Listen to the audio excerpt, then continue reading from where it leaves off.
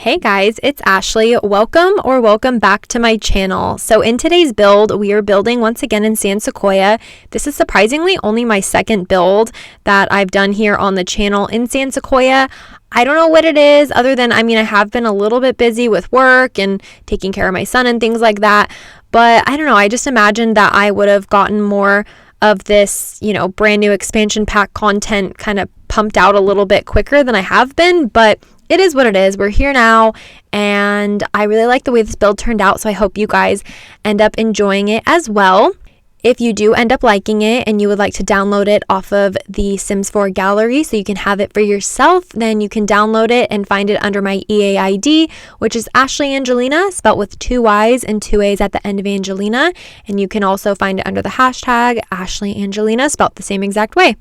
But we are building, I said that kind of weird. We are building at Manzanita Terrace. This is a 30 by 20 lot. One thing that I will say about San Sequoia that I find to be a little bit, I don't know, just kind of like weird, I guess, is that the lots are 30 by 20s instead of 20 by 30s. Like if we were to just rotate this lot 90 degrees, that is the only thing that I thought was kind of weird. Like I feel like they're all like this. I don't know for a fact, but the other lot that we built on was also this 30 by 20. So it's more wide than it is deep, if that makes any sense.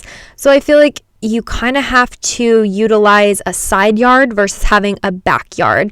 This lot, it kind of makes sense because you're at the edge of the lot. You're at the edge of this world, I guess. Like you have the ocean right here in the backyard, or, the bay rather.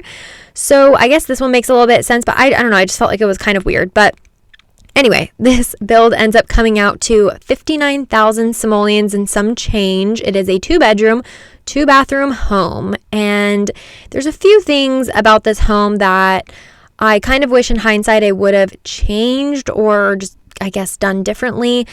But it is a little bit crowded, which I kind of was going for. I wanted it to be somewhat of a smaller floor plan. And I like the way that it turns out, other than I do end up putting laundry into this build.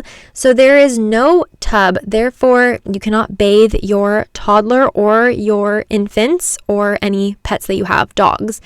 That's the only thing. But I'm just, again, assuming that we all use cheats around here.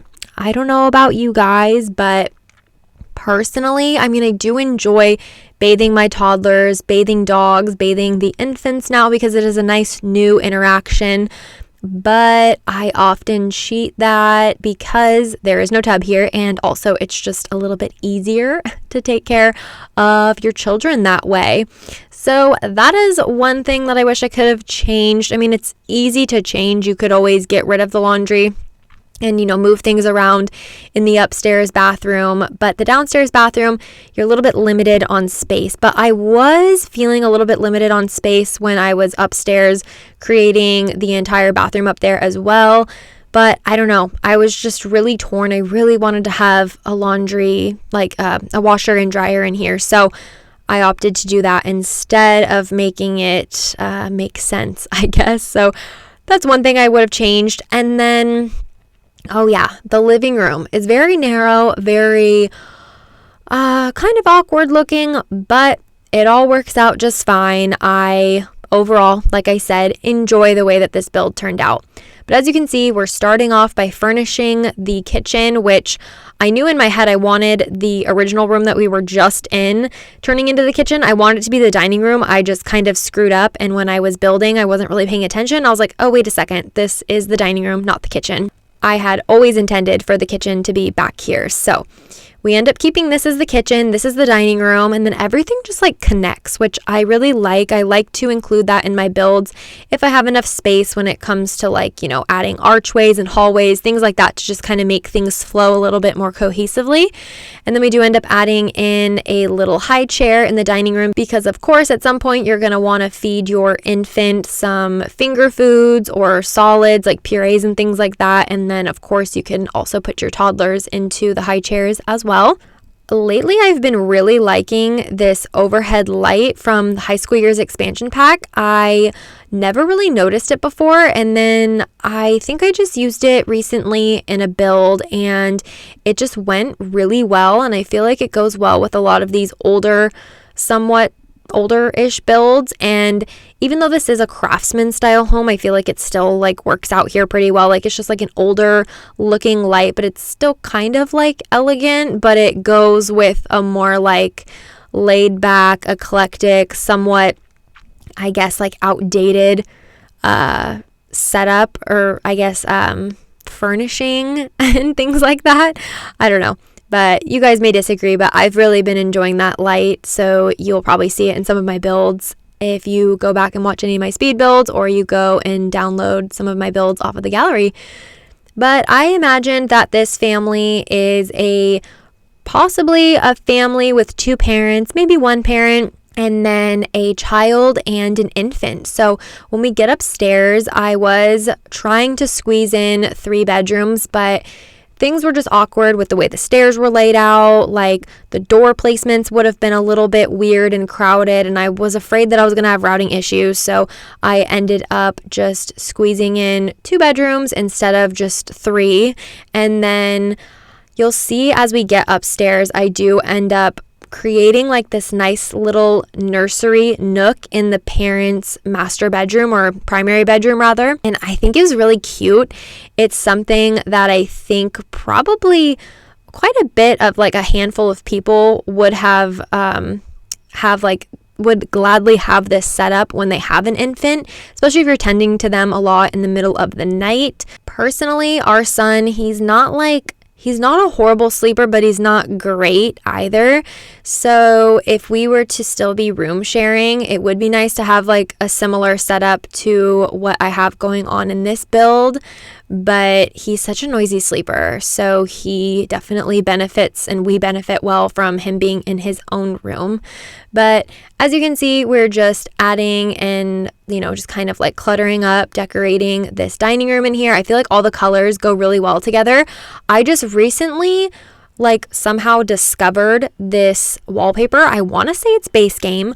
I don't know, but it's just so pretty, and I feel like it just goes really well with the swatches of chairs that we use. The chairs are from the Growing Together expansion pack, and this table is from Island Living. And I don't know what made me grab that table in the first place. Maybe the fact that it was a little bit rustic and I wasn't really sure what the swatches were. Like I just often just go to like my typical tried and true furniture pieces and clutter items and things like that. But this time I was like, let's branch out a little bit. Like I wasn't really sure what this family's personal like decorating style would be like. I wasn't really sure what I was going to make the rest of the build look like, but I did want it to come off as like maybe they thrift, or maybe they get some things secondhand, whether it's from family or like a thrift store, something along those lines, maybe garage sales, estate sales, things like that.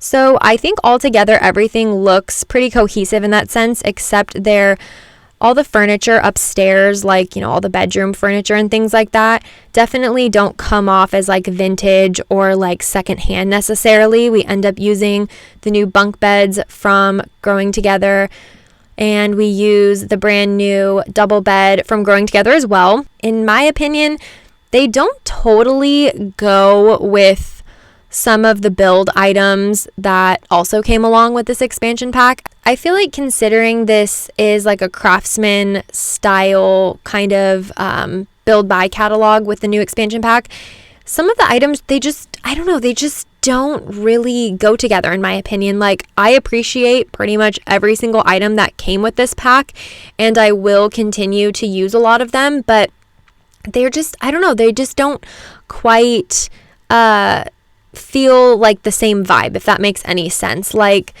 this couch, for example, doesn't really go with the like brand new bedroom furniture, for example. Like it just seems like they're from different packs. I don't know. They just don't go together, basically. I mean, I don't really have to explain it anymore. I feel like that makes some sense. But Anyway, I was glad to be able to fit in the piano here. That is one thing that I've been wanting to talk about recently, is I really love this brand new piano. I have been wanting, and I think just builders and even players in general have been asking for a more traditional upright piano, and I'm really glad that they finally brought it into the game. It's something that I'll definitely be placing in a lot of my builds, especially for Sims that I imagine being more artsy and musical and things like that. I don't have to fake that little piano anymore with the keyboard and then, merge it into some sideboards and things like that. We actually have a legit normal piano that is not a huge grand piano taking up a ton of space.